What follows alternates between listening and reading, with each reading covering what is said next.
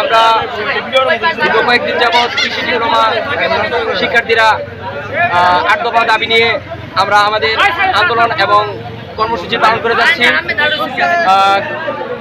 ইতিমধ্যেই আমরা সবাই অবগত আছি, আমরা কয়েকদিন যাবৎ প্রত্যেকটা এটিএ ক্লাস এবং পরীক্ষা কৃষি ডিপ্লোমা শিক্ষাকে অধীনস্থ থেকে বের করে সম্পূর্ণভাবে কৃষি মন্ত্রণালয়ের আলাদা প্রতিষ্ঠান করতে হবে। আমাদের পঞ্চম দাবি, সকল কৃষি গবেষণা প্রতিষ্ঠানে সহকারী বৈজ্ঞানিক শুধুমাত্র কৃষি ডিপ্লোমাদের সংরক্ষিত করতে হবে। আমাদের ষষ্ঠ দাবি, ডিপ্লোমা কৃষিবিদদের বেসরকারি চাকরির ক্ষেত্রে ন্যূনতম 10ম গ্রেডের পে স্কেল বেতন দিতে হবে।